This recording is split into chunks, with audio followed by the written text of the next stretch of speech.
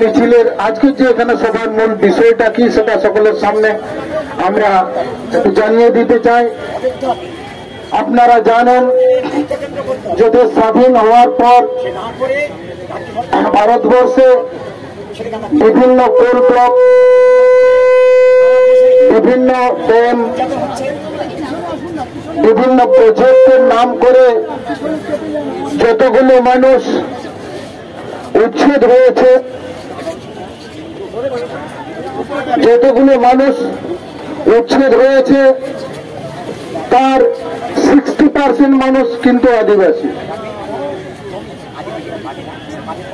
ভারতবর্ষ স্বাধীন হওয়ার পর গোটা দেশ জুড়ে যে বিভিন্ন প্রকল্পের নামে, প্রজেক্টের নামে মানুষ উচ্ছেদ হয়েছে তার 60% মানুষ কিন্তু আদিবাসী। আদিবাসীরা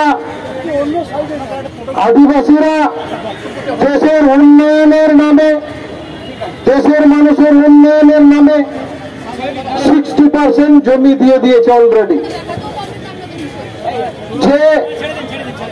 যে জন্য জমি দেওয়া আদিবাসীদের, সেই আদিবাসী মানুষগুলো কিন্তু অনুন্নয়নের নিচে পড়ে আছে। সেই আদিবাসী মানুষগুলো বিভিন্ন জায়গায় ভবঘুরে হয়ে ঘুরে বেড়াচ্ছে, তাদের উন্নয়ন কিছু হয়নি। সরকারি রিপোর্ট সেটা বলছে, আমি বলছি না। সরকারি রিপোর্ট বলছে সেই সব মানুষ না সম্পূর্ণ ক্ষতিপূরণ পেয়েছে, না তাদের পুনর্বাসনের ব্যবস্থা হয়েছে, না তারা চাকরি পেয়েছে, এরকম কোথাও কিছু হয়নি। সেটা সারা দেশ জুড়ে সেটা আপনারা দেখতে পাবেন। পশ্চিম বাংলায় মুকুটমণিপুর যান, পুরুলিয়ায় অযোধ্যা পাহাড় যান, পুরুলিয়ায় দামোদর ভ্যালি কর্পোরেশন যান, অতি সম্প্রতি বাঁকুড়াতে যান। অতি সম্প্রতি আমরা যে দেউচাতে উন্নয়নের যে বেসাতি বিক্রি করতে সরকার চলে গেছে, ওখানকার মানুষ জোর করে উন্নয়নের জন্য ওদের মানুষের উন্নয়নের ব্যবস্থা করছে, সেটা আপনারা দেখতে পাচ্ছেন। সেরকম সিঙ্গুরে হয়েছিল। সিঙ্গুরের মানুষকে উন্নয়ন করার জন্য পশ্চিমবঙ্গ সরকার একবার কোমর বেঁধে নেমে পড়েছিল, কিন্তু সিঙ্গুরের মানুষ বুঝতেই পারেনি এটা আমাদের উন্নয়ন। ওরা সরকারকে তাড়িয়ে দিয়েছে। আবার সরকার তো মানবে না, ও আবার উন্নয়ন করতে যাবে, নন্দীগ্রামে চলে গেল। নন্দীগ্রামের মানুষ তো আরো বোকার, ওখানেও সরকারকে তাড়িয়ে দিয়েছে। তারপরে আবার দেউচাপাচামির মানুষ তো আবার আদিবাসী মানুষ, এরা তো আরো বোকার। মানে সরকার জোর করে উন্নয়ন করতে চায়।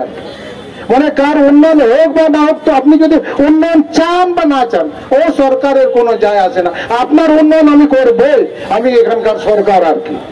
সে আপনাকে ঠেঙ্গা দেখিয়ে, আপনাকে বন্দুকের নল লাগিয়ে, মানে বুকে বন্দুকের নল লাগিয়ে আপনাকে থ্রেট করে আমি আপনার উন্নয়ন করবো, এরকম একটা সরকার আর দেউচাপাচামির বুকে উন্নয়ন করতে চলেছে। মানে আশ্চর্য হবেন, মানে এটা দেখে আশ্চর্য লাগে না যে মানুষ নিজের, মানে আমরা তো একটা বাংলায় একটা কথা আছে না, যে পাগলও তার নিজের ভালোটা বুঝে। তাহলে এই দেউচাপাচামির আদিবাসী মানুষ, সাধারণ মানুষ কি পাগলেরও অধম? তারা কি তাদের ভালো বুঝতে পারছে না? এরকম সরকার কি মনে করে? সরকার কি মনে করে যে দেউচাপাচামির মানুষগুলো কিছুই বোঝে না? পশ্চিমবঙ্গের আদিবাসীরা কিছুই জানে না, উন্নয়ন সম্পর্কে তাদের কোনো ধারণা নাই, এরকম কি সরকার মনে করে? আমার তো মনে হয় সরকার এরকমই মনে করে। নাহলে জোর করে আদিবাসীদের একবারেই, মানে ঝুড়িতে আদিবাসীদের বাড়িতে গিয়ে জোর করে উন্নয়ন ঢোকানোর চেষ্টা করছে কেন সরকার? বুঝতে পারছেন আসলে রোগটা কোন জায়গায়? আদিবাসী মানুষ বুঝতে পেরেছে ভারত স্বাধীন হওয়ার পর আমাদের যে পূর্বপুরুষরা যে জমি দিয়েছে তাদের কোনো উন্নয়ন হয়নি, এবং তাদের জমি দেওয়ার জন্য আমাদের যে অবস্থা এখন দাঁড়িয়েছে সেটা মানুষ বুঝতে পারছে। আমাদের শেষ সম্বলটুকু এই জমিটা যদি আবার চলে যায়, তাহলে আগামী দিনে আমাদের পরের বংশধররা যারা, তারা কিন্তু রাস্তায় ভিক্ষা করা ছাড়া তাদের আর কোনো জায়গা থাকবে না। এটা আদিবাসী মানুষ বুঝতে পেরেছে। আমি ব্যক্তিগতভাবে মানে দেউচাপাচামির মানুষ নই, আমি ওখানকার দেউচাপাচামির মানুষ নই, কিন্তু আমি একজন আদিবাসী মানুষ। ভারতবর্ষের বুকে যেভাবে আদিবাসীদেরকে বঞ্চিত করে রাখা হয়েছে, উন্নয়নের নামে তাদের জল জঙ্গল জমিকে কেড়ে নেওয়া হয়েছে, সেটা আমার জানা আছে, সেই যে অভিজ্ঞতা আমার আছে। এবং সেই অভিজ্ঞতা থেকে এই অভিজ্ঞতা করার জন্য কোনো জ্যোতিষীর দরকার লাগে না, কোনো জ্যোতিষের দরকার লাগে না, কাউকে হাত দেখাতে হয় না।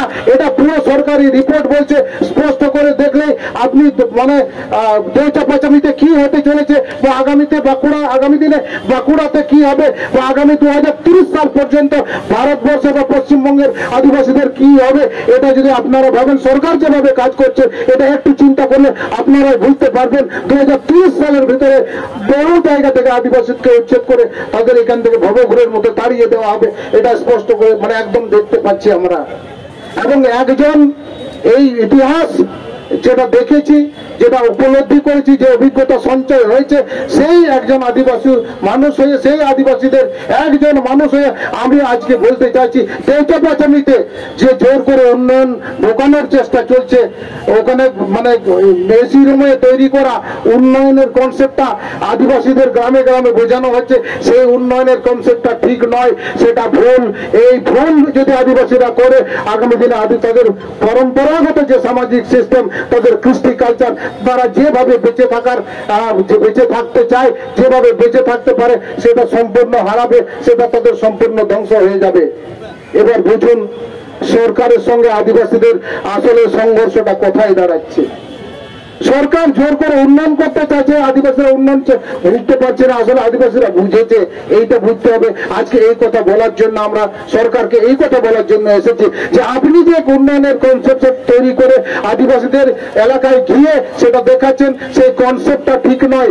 এই কনসেপ্টটা আপনার কিছু দালাল, আপনার কিছু রাজনৈতিক লোক, আপনার কিছু বিভিন্ন রাজনৈতিক তথাকথিত রাজনৈতিক দলের কিছু নেতা এবং বেশ কিছু আদিবাসী মানুষ মেনে নিলে এই কনসেপ্টটা ঠিক নয়। এই কনসেপ্টটা যদি আপনি চালাতে থাকেন, আগামী দিনে গোটা সারা বাংলা জুড়ে আদিবাসীরা বিক্ষোভ দেখাবে এবং আপনার এই উন্নয়নকে ফিরিয়ে দেবে। আপনার এই উন্নয়ন একটা জায়গাতে ফলপ্রসূ হবে না। এই কথাটা বলার জন্য আমরা আজকে কলকাতায় এসে আমরা আজকে মিছিল করলাম, আজকে সভাটা করছি। সুতরাং আদিবাসী মানুষ আপনারা ভাবুন, আমরা আদিবাসী মানুষের উন্নয়নে আমাদের কোথাও কোনো সমস্যা নেই। আমাদের বহিরাগত বলে আমরা দেউচা পাচামিতে গেলে আমাদের বহিরাগত বলে সেখান থেকে তাড়িয়ে দেওয়া হয়, আমাদের বন্ধুরাকে তাড়িয়ে দেওয়া হয়। আসলে আমরা বহিরাগত নই, আমরা দেউচা পাচামিতে বসবাস করার জন্য যাই না। দেউচা পাচামির মানুষগুলোকে যেটা ভুল বোঝানো হচ্ছে, তাদের সরকারের উন্নয়নের কনসেপ্টটা যে ভুল, তাদেরকে ভয় দেখানো হচ্ছে, তাদেরকে ধমকানো হচ্ছে, সেইটা বলার জন্য আজকে কলকাতায় আসা। আমাদের বিষয়টা আপনারা জানালাম, আপনারা বিচার করুন। আগামী দিনে আপনারা কাদের পাশে থাকবেন না থাকবেন, এটা আপনাদের দায়িত্ব। সবাইকে অনুকূলন হুল জোহার জানিয়ে আজকে ছোট্ট বক্তব্য এখানে শেষ করছি। এবার পরবর্তী বক্তা যারা আছেন তারা কথা বলবেন।